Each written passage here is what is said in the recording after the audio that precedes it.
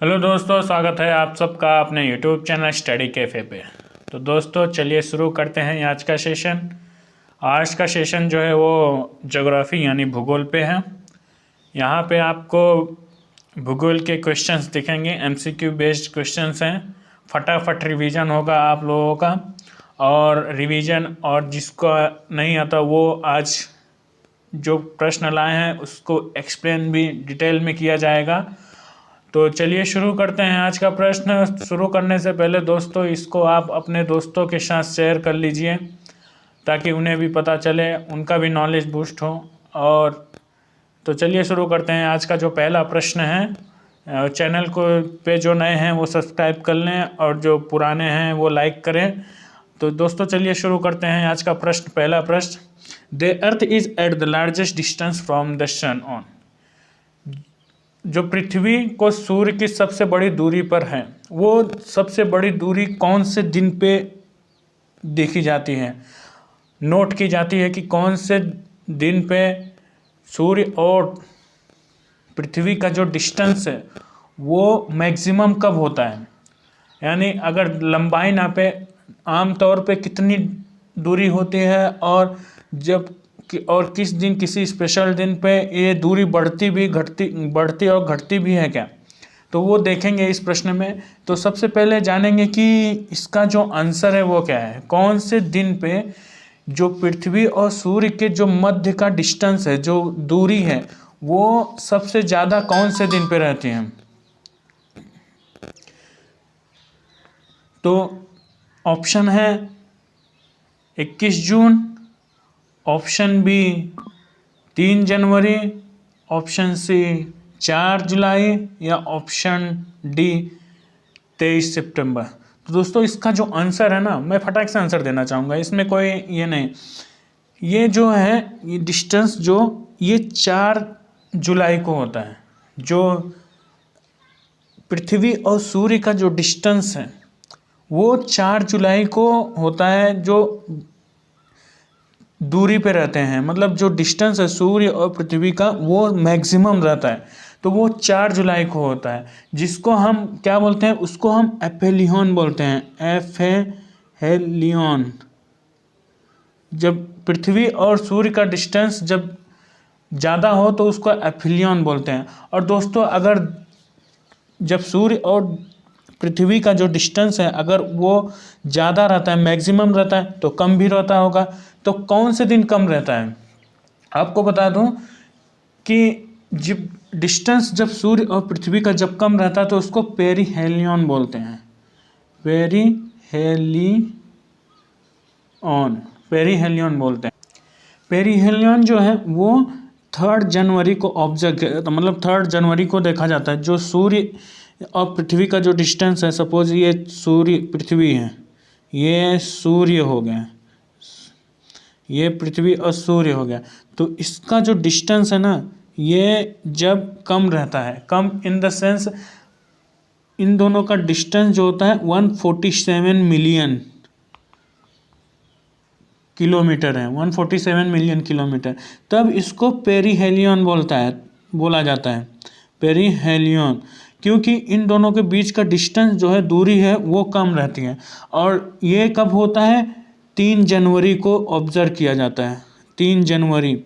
और अगर यही दोस्तों अगर देखा जाए, अगर ये सूर्य है, पृथ्वी है और ये सूर्य है, जब सूर्य पृथ्वी से दूर चला जाता है तो इसका जो डिस्टेंस है वो कितना हो जाता है दोस्तों, 152 किलोमीटर, मिलियन किलोमीटर हो जाता है, 152 मिलियन किलोमीटर हो जाता है। तब इसको हम क्या बोलते हैं, एफेलियन बोला जाता है। तो ये कब होता है, ये 4 जुलाई के दिन होता है, 4 जुलाई को ये ऑब्जर्व किया जाता है।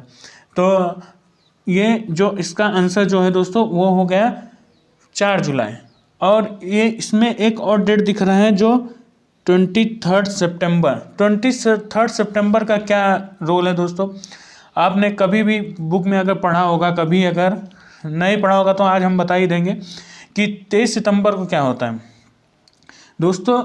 ये 23 सितंबर जो 23 सितंबर है, पेन नहीं चल रहे हैं, 23 सितंबर और जो 23 मार्च,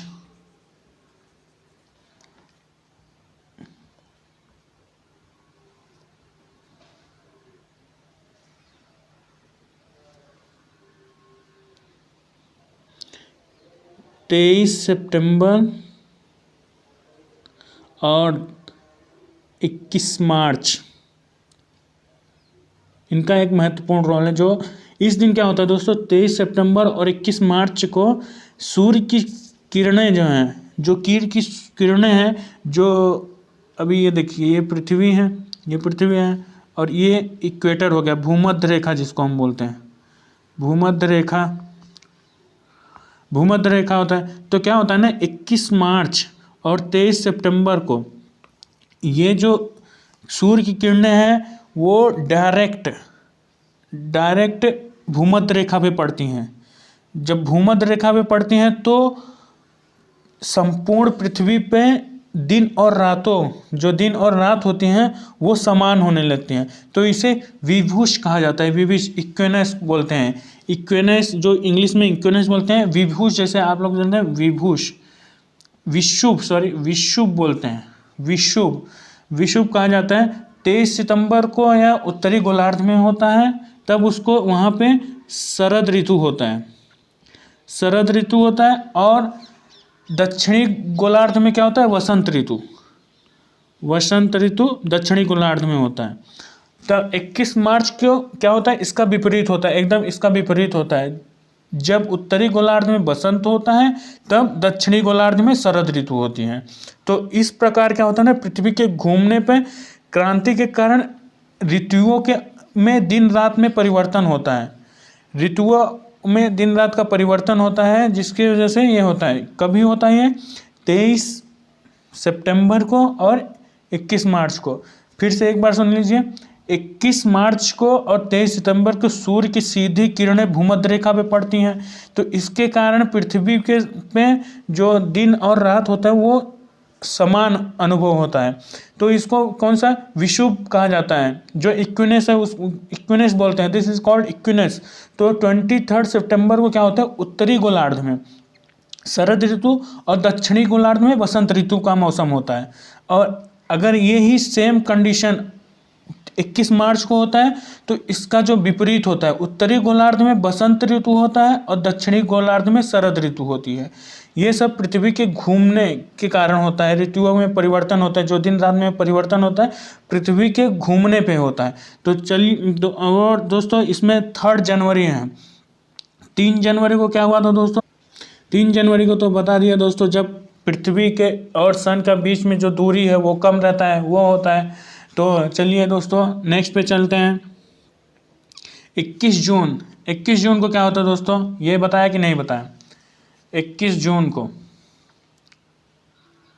21 जून, 21 जून को दोस्तों क्या होता है ना कि जो सूर्य है, सूर्य की जो किरणें हैं, ये सपोज ये सूर्य हो गया और ये पृथ्वी हो गई, ये कर्क रेखा हो गया, ये इक्वेटर भूमध्य रेखा, ये मकर रेखा। तो ये जो किरणें हैं ना, ये सूर्य की किरणें डायरेक्ट किस पे पड़ती हैं, कर्क रेखा पे पड़ती हैं। कर्क रेखा पे पड़ने की वजह से जो उत्तर गोलार्ध में, उत्तरी गोलार्ध में दिन बड़ा होने लगता है, दिन बड़ा होने लगता है और रातें छोटी होने लगती है 21 जून के।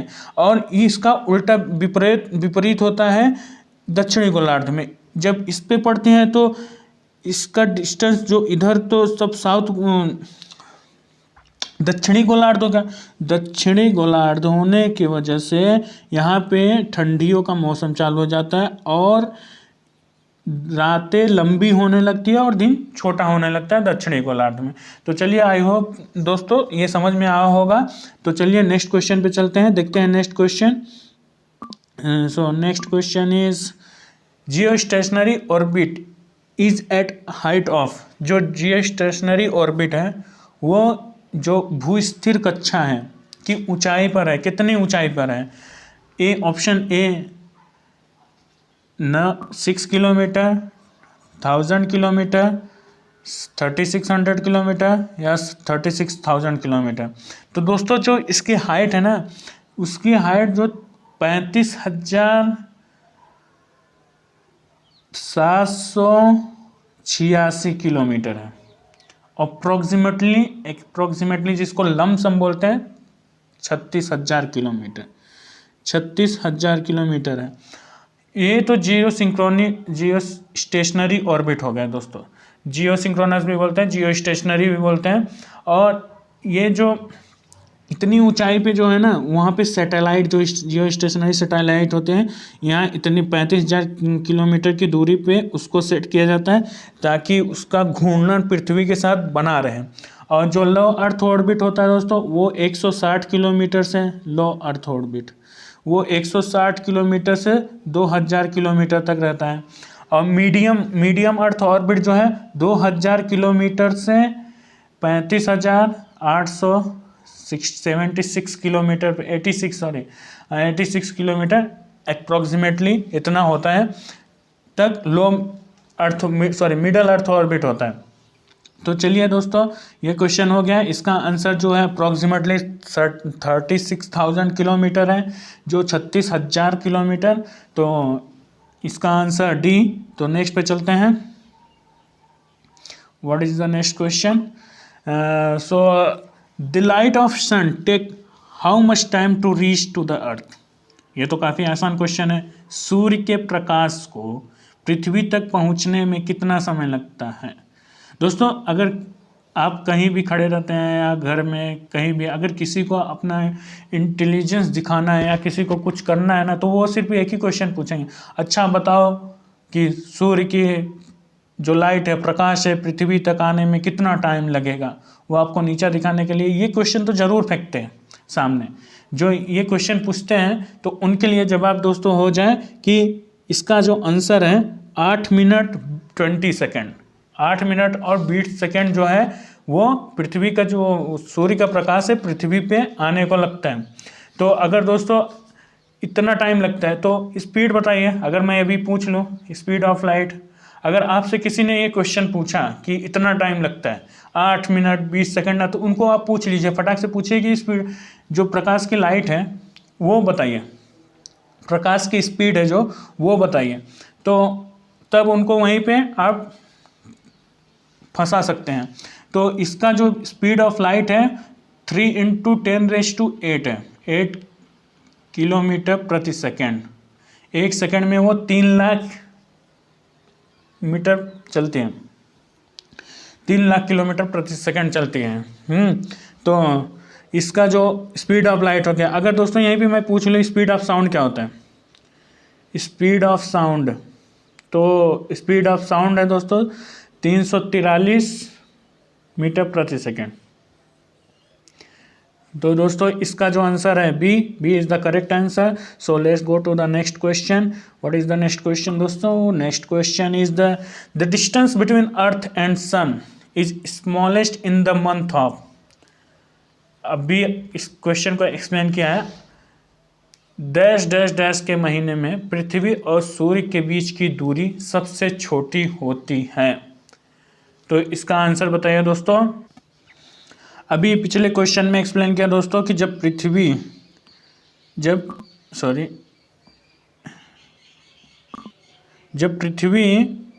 सूर्य के, ये पृथ्वी हो गई अर्थ और ये सन हो गया, इसकी दूरी जब है कम होती है, कम ही पूछा ना, छोटी होती है, दूरी सबसे छोटी होती है। तो जब दूरी छोटी होती है तो इसको पेरिहेलियन बोलते हैं। ये कब होता है? 3 जनवरी को होता है, 3 या 4 जनवरी को, 3 से 4 जनवरी को होता है। तो इसका जो आंसर है वो जनवरी मंथ है। अगर पूछ लिया कि सबसे दूरी पे कब रहता है, तो सबसे दूरी पे रहता है जून में। और सितंबर और मार्च में क्या होता है? दिन और रात। सितंबर के 21 और सितंबर के 23 को दिन और रात बराबर होते हैं। तो अब दोस्तों ये तो पता चल गया होगा, काफ़ी आसान प्रश्न लग रहा होगा अभी। पिछला क्वेश्चन जब अगर आपको समझ में आया होगा तो ये काफ़ी आसान प्रश्न बन गया, जो इसका आंसर है जनवरी। January is the correct answer of this question. So let's go to the next one. The international dateline passes through, अंतर्राष्ट्रीय तिथिरेखा डैश डैश डैश से होकर गुजरती हैं। Option A Bering Strait, option B Florida, option D Malacca, या option B Gibraltar Strait. तो कौन से स्ट्रेट से होकर गुजरती है? जो स्ट्रेट होता है पानी के बीच के दो लैंड मासेस के बीच के जो जगह होती है उसको स्ट्रेट बोलते हैं। तो इसका राइट आंसर क्या होता है दोस्तों? तो अभी हम इसको मैप के थ्रू पढ़ाएंगे आपको। जो ये आंसर इसका है वो बेरिंग स्ट्रेट है। बेरिंग स्ट्रेट से होके गुजरते हैं। तो नेक्स्ट ये देखते हैं कि मैप में देखते हैं कि कहाँ पे है। तो जो एशिया और जो ये इंटरनेशनल डेट लाइन है दोस्तों, ये बेरिंग स्ट्रेट से होके गुजरती है। बेरिंग स्ट्रेट से, यहाँ से आप देखेंगे, यहाँ पे देखिए बेरिंग स्ट्रेट लिखा है, बेरिंग स्ट्रेट से होके गुजरती हैं। और जो बेरिंग स्ट्रेट जो है ना वो सेपरेट करती है एशिया को नॉर्थ अमेरिका से, नॉर्थ अमेरिका से अलग करती है। ये देखिए दोस्तों, ये टेढ़ी मेढ़ी लाइन इसलिए है कि ये किसी देश से गुजारी नहीं गई है, इसको किसी देश के अंदर से नहीं लाया टाइम डेडलाइन को। नहीं तो वहाँ पे अगर ये सपोज यहाँ से आएगी और किसी यहाँ से आई और इधर समुद्र है तो यहाँ पे डेट दूसरा हो जाएगा, यहाँ पे टाइम दूसरा हो जाएगा। तो इसलिए यहाँ पे टाइम को एक समान रखने के लिए ये टेढ़ी मेढ़ी लाइन निकाली गई है यहाँ से। तो ये जो लाइन पास हो रही है ये बेरिंग स्ट्रेट से पास हो के निकल रही है। तो ये जो बेरिंग स्ट्रेट से पास होके गुजर रही है। और दोस्तों उसमें ऑप्शन में और क्वेश्चंस हैं, वो देखेंगे क्या है। जिब्राल्टर स्ट्रेट, जिब्राल्टर स्ट्रेट कहाँ है दोस्तों? जिब्राल्टर स्ट्रेट, जिब्राल्टर स्ट्रेट है ना वो अटलांटिक महासागर, जो अटलांटिक है, अटलांटिक ओशियन और मेडिटेरियन सी को कनेक्ट करता है। मेडिटेरियन सी को, मेडिटेरियन सी मैप में दिखाने की कोशिश करता हूँ कि कहाँ पे है मेडिटेरियन सी। तो दोस्तों ये देखिए यहाँ पे अटलांटिक ओशियन, मेडिटेरियन सी यहाँ पे है। सॉरी एक सेकेंड, मेडिटेरियन सी देखिए दोस्तों यहाँ पे है मेडिटेरियन सी। तो इसको जो है ना अटलांटिक ओशियन से, यहाँ ये जो समुद्र दिख रहा है आपको, ओशियन दिख रहा है, महासागर दिख रहा है, उससे कनेक्ट करता है। जिब्राल्टर स्ट्रेट यहाँ पे है, यहाँ पे जो है जिब्राल्टर स्ट्रेट है, ये स्ट्रेट है वो जिब्राल्टर स्ट्रेट है। और यहाँ पे कौन सा है? Florida straight. फ्लोरिडा स्ट्रेट जो है वो क्या करता है दोस्तों, कहाँ से किसको कनेक्ट करता है? फ्लोरिडा स्ट्रेट मैप में ढूंढने की कोशिश करता हूँ कहाँ पे है फ्लोरिडा स्टेट। काफ़ी छोटा है इसलिए दिखाई नहीं दे रहा है, ये मैप को जूम कभी करने नहीं मिल रहा है।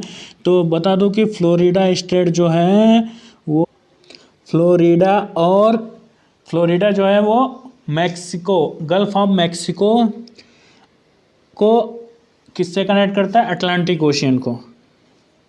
गल्फ ऑफ मैक्सिको दोस्तों यहाँ पे देखिए, पेन नहीं चल रही है। गल्फ ऑफ मैक्सिको को Atlantic ocean, north Atlantic ocean है, इससे कनेक्ट करते हैं। ये है कौन सा? Gulf of Florida, gulf of Florida. अब पूछ लिया इसमें ऑप्शन क्वेश्चन में और क्या है? Gulf of Malacca, sorry Malacca state. Malacca state है ना दोस्तों, वो हमारे एशिया में है। एशिया में जो किसको कनेक्ट करता है? जो साउथ चाइना के रास्ते से हमारे हिंद महासागर को।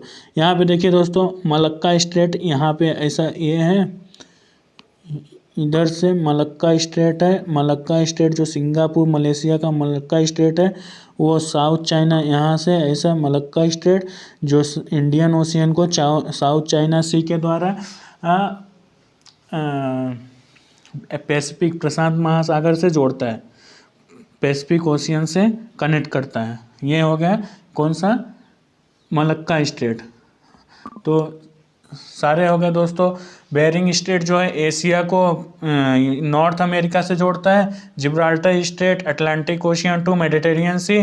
फ्लोरिडा जो है मैक्सिको से, गल्फ ऑफ मैक्सिको से किसको जोड़ता है, अटलांटिक ओशियन और कौन सा बचा, मलक्का स्टेट जो है वो हिंद महासागर से अटलांटिक ओशियन पैसिफिक प्रशांत महासागर को जोड़ता है, साउथ चाइना सी के रास्ते से जोड़ता है। तो चलिए दोस्तों नेक्स्ट पे चलते हैं। What is the next question?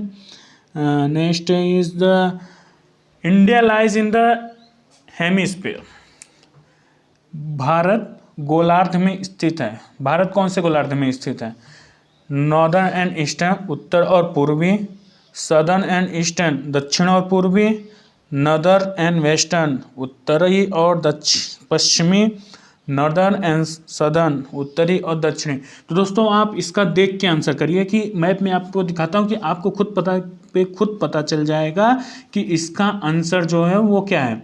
तो दोस्तों देखिए मैप दिखाता हूँ आपको। ये मैप में देखिए, ये जो पृथ्वी है, ये पूरी पृथ्वी है हमारी, ये पृथ्वी है। तो पृथ्वी यहाँ से अगर मैं पृथ्वी को ऐसा ये एक्स एक्सिस से काट देता हूँ, यहाँ से वाई एक्सिस ऐसा काट दिया, तो ये क्या हो गया, नॉर्दर्न एंड उत्तरी और पूर्वी, उत्तरी पूर्वी, और ये उत्तरी और पश्चिमी, ये दक्षिणी और पश्चिमी, ये दक्षिणी और पश्चिमी। तो इंडिया किधर दिख रहा है दोस्तों? ये देखिए एशिया, एशिया यहाँ पे है अपना प्यारा भारत। तो ये किस में लाई हो रहा है, किस में अपना इंडिया दिख रहा है? अपना इंडिया जो है वो है उत्तरी और पूर्वी। तो ऑप्शन में देखते हैं उत्तरी और पूर्वी है कि नहीं है मेरे प्यारे बच्चों। देखिए उत्तरी और पूर्वी, जी दोस्तों option A is the correct answer.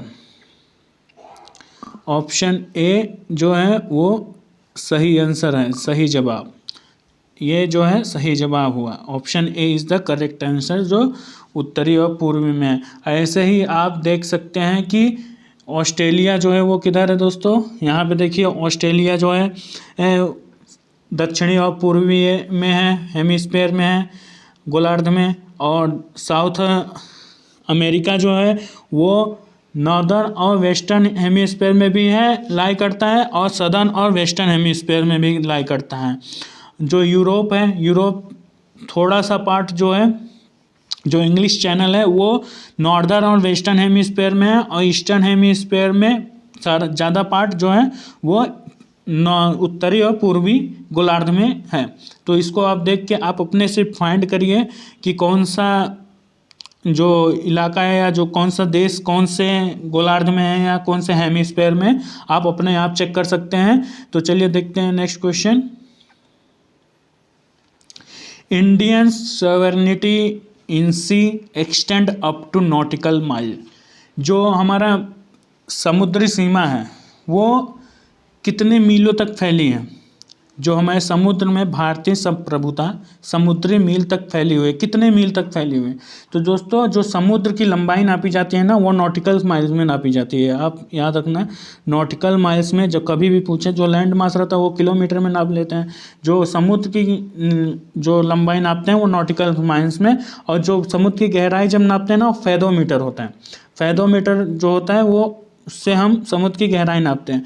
तो जो हमारा जो इंडिया की जो पूछ रहा है भारतीय संप्रभुता कहाँ तक फैली हुई है, तो ये 12 nautical mile is the correct answer. 12 nautical mile, ये सपोज हमारा समुद्र तट हो गया, यहाँ से 12 नॉटिकल माइल तक अपने एरिया में, भारत की संप्रभुता में, वो भारत के एरिया में आएगा। तो चलिए दोस्तों नेक्स्ट क्वेश्चन पे चलते हैं। Next question, the highest peak of Himalaya in the India is. Bharat में हिमालय की सबसे ऊंची चोटी डैश डैश में है। तो आपको बताना है दोस्तों कि जो भारत की सबसे चोटी है, हाईएस्ट चोटी, जो हाईएस्ट पीक जिसको बोलते हैं, सबसे ऊंची चोटी कौन से राज्य में है। दोस्तों अगर आप मेरा ये फटाफट सेशन फॉलो करते होंगे तो ये रिवाइज्ड क्वेश्चन आ गया है शायद। ये जो क्वेश्चन है ये मैं पढ़ा चुका हूँ पिछले सेशन में, तो आपको काफ़ी आसान होगा। जो रेगुलर देख रहे हैं उनको तो आसान होगा, और जो नहीं देख रहे हैं वो आज से देखना चालू कर दें। काफ़ी महत्वपूर्ण प्रश्न लाता हूँ ऐसे ही। तो दोस्तों जो ये आंसर इसका है, ये जो इंडिया का अच्छा इंडिया का नहीं तो अच्छा बताइए, वर्ल्ड की सबसे ऊंची चोटी, दुनिया की सबसे ऊंची चोटी कौन सी है? दुनिया की दोस्तों हिमालय का माउंट एवरेस्ट जो है, माउंट एवरेस्ट जो 8,848 मीटर ऊंची है, 8,848 मीटर है, वो दुनिया की सबसे ऊंची चोटी है। अगर पूछ लिया कि सबसे गहरा बिंदु कितना कहाँ पे कौन सा है, तो मरियाना ट्रेंच जो है वो सबसे गहरा बिंदु, जिसकी गहराई है 11,034 मीटर। 11,034 मीटर उसकी गहराई है। तो यहाँ पे क्वेश्चन पूछा है कि सबसे भारत में जो लाई करती है वो सबसे ऊंची चोटी कहाँ है, तो वो दोस्तों आते हैं, अगर मैं बता दूँ, अच्छा ठीक है, मैं सब राज्यों का इसमें जो ऑप्शन दिए हैं सब राज्यों का हाईएस्ट पीक बताता हूँ, तो आपको पता चल जाएगा कि इसमें कौन सा आंसर करेक्ट है। जो उत्तर प्रदेश का जो हाईएस्ट चोटी है दोस्तों ना, वो शिवालिक हिल्स पे है, एमसॉट पीक है, एमसॉट पीक बोलते हैं, एमसॉट पीक ये हो गया। कश्मीर का जो है उसको बोलते हैं दोस्तों कश्मीर का सनसेट पीक।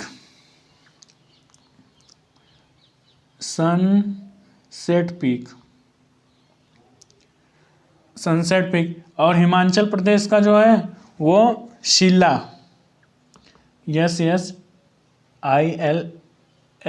शिला। और जो सिक्किम का है वो कंचनजंगा। तो दोस्तों ये जो हिमाचल प्रदेश की जो चोटी है वो 6,132 मीटर है, और जो कश्मीर की चोटी है 5,200 मीटर है, और उत्तर प्रदेश की जो चोटी है वो लमसम 2,000 किलोमीटर की कुछ है, इसको कंफर्म कर लीजिएगा। और जो ये सिक्किम की चोटी है वो 8,600 समथिंग है, 8,600 समथिंग है। तो सबसे ऊंची जो है वो सिक्किम की है। तो सिक्किम की दोस्तों कितना 8,586 मीटर, 8,586 मीटर। और इसका उत्तर प्रदेश का जो है 945 समथिंग है, 945 मीटर समथिंग, 1 किलोमीटर भी नहीं है। तो सबसे जो बड़ा है हिमालय की चोटी वो सबसे ज़्यादा है सिक्किम राज्य में हिमालय की सबसे बड़ी चोटी है। तो अगर पूछ ले कि और किसी राज्य का पूछ लिया, अगर जैसे मणिपुर का पूछ लिया, मणिपुर का जो हाईएस्ट पीक है वो माउंट टेम्फू है। उत्तराखंड का पूछ लिया, अगर उत्तर प्रदेश के साइड में ही है उत्तराखंड, तो उसका नंदा देवी जो हिमालय का ही पार्ट है, नंदा देवी। अगर पूछ लिया कि कहीं गोवा का पूछा, तो गोवा का सोनसोगोर जो है गोवा का हाईएस्ट पीक है, मतलब सबसे ऊंची चोटी गोवा की वो है सोनसोगोर। तो चलिए दोस्तों नेक्स्ट पे चलते हैं। नेक्स्ट क्वेश्चन ये देखिए, कंचनजंगा, इसकी जो हाइट है ये 8,586 मीटर है। आप इसको ध्यान रखिएगा, काफ़ी महत्वपूर्ण प्रश्न है, जो इंडिया का सबसे मतलब हिमालय की इंडिया में रहने वाले सबसे है K2 के बाद। तो the Konkan coast stretches between, Konkan जो तट है वो किस बीच में फैला है, कहाँ से कहाँ तक फैला है? गोवा से कोचीन, गोवा से मुंबई, या गोवा से दीव तक? तो दोस्तों इसका आंसर जो है वो गोवा टू दीव। यहाँ पे देखिए मैप द्वारा बताता हूँ, इसको मैप लेके आया हूँ इसका में। जो देखिए काठियावाड़ प्लेन है, काठियावाड़ प्लेन जो है वो कहाँ, रन ऑफ कच्छ से, यहाँ देखिए दोस्तों, रन ऑफ कच्छ से रन ऑफ खंभात तक फैला हुआ है। और जो कोंकण प्लेन है वो ड्यू है, जो कोंकण प्लेन है ड्यू से गोवा तक है। उसके बाद है कन्नड़ा प्लेन जो है वो कर्नाटका का जितना बॉर्डर समुद्र सीमा से लगता है उतना कन्नड़ा प्लेन है। और जो मालाबार कोस्ट है, केरला के जो कोस्ट को क्या बोलते हैं, मालाबार कोस्ट। मालाबार कोस्ट, केरल के कोस्ट को मालाबार कोस्ट बोलते हैं। और जो कर्नाटक के जो बाउंड्री लगता है वो कन्नड़ा कोस्ट, क्योंकि वहाँ पे कन्नड़ा लैंग्वेज बोली जाती है। और जो ये कोंकण प्लेन है वो दीव से गोवा तक यहाँ से, और काठियावाड़ प्लेन जो है वो कहाँ तक है दोस्तों, रन ऑफ कच्छ से गल्फ ऑफ खंबात तक। तो इसका आंसर हो गया दोस्तों। आई होप आप लोगों को समझ में आया होगा। तो चलिए नेक्स्ट क्वेश्चन पे चलते हैं। What is the next question? Which of the following state is the member of seven sister? दोस्तों यहाँ पे निम्नलिखित में से कौन सा राज्य सेवन सिस्टर का सदस्य है? यहाँ पे पूछा गया है कौन सा सदस्य है। तो सबसे पहले मैं सदस्यों के नाम बताता हूँ दोस्तों। अरुणाचल प्रदेश जो है, अरुणाचल प्रदेश, आसाम, मणिपुर, फिर आता है मेघालय, मिजोरम, नागालैंड, त्रिपुरा। 1 2 3 4 5 6 7, ये जो मैंने अभी अभी नाम लिए हैं, सही से लिखा तो नहीं जा रहा है, पेन बराबर नहीं चल रही दोस्तों। तो इसका जो है अरुणाचल प्रदेश, आसाम, मणिपुर, मेघालय, मिजोरम, नागालैंड, त्रिपुरा, ये सातों, इन सातों को सेवन सिस्टर के नाम से जाना जाता है। जो 7 बहनों के 7 बहनें हैं, इनको इसलिए कहा जाता है क्योंकि ये इंडिया की 7% एरिया, ये जो इंडिया, सपोज ये इंडिया है तो इसका जो ये पूरा ये 7% एरिया है, तो इसमें पूरा राज्य, सातों राज्य इसमें फिट बैठते हैं। तो ये 7, इसलिए सेवन सिस्टर्स बोला जाता है इनको।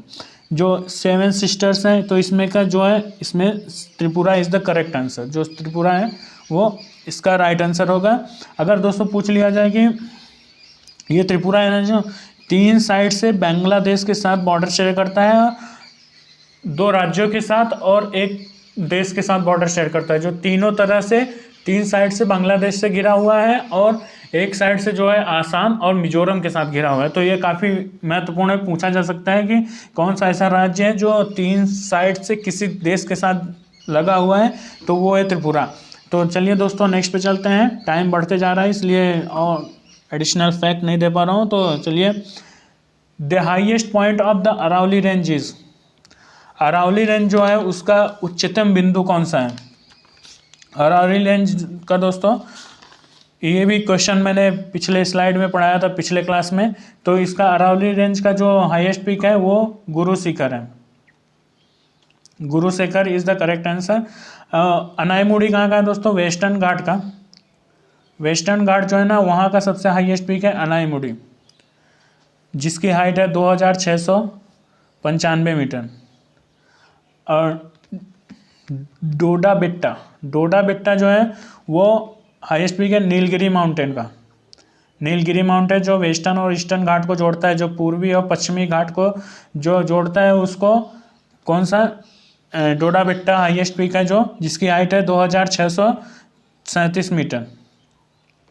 और अनाईमुड़ी जो है वो तो वेस्टर्न घाट की सबसे हाई है। पंचमढ़ी, पंचमढ़ी दोस्तों कहाँ पे है? सतपुरा रेंज में है, मध्य प्रदेश में, सतपुरा रेंज। इसकी जो हाइट है, इसकी हाइट करीब करीब, हाईएस्ट पीक तो नहीं है लेकिन इसकी हाइट एग्जैक्टली अभी रिकॉल नहीं कर पा रहा हूँ। तो यहाँ की जो 1067 मीटर है, 1067 मीटर पंचमढ़ी की हाइट है। और जो ये सतपुरा रेंज है उसका हाईएस्ट पीक जो है धूपगढ़ है। धूपगढ़ जो 13,500 मीटर है। धूपगढ़ की हाइट जो है 13,500 मीटर। तो दोस्तों thank you so much for watching and channel को सब्सक्राइब करिए और दोस्तों के साथ शेयर करिए। काफ़ी महत्वपूर्ण अच्छा लगा होगा आप लोगों को। तो keep watching study cafe and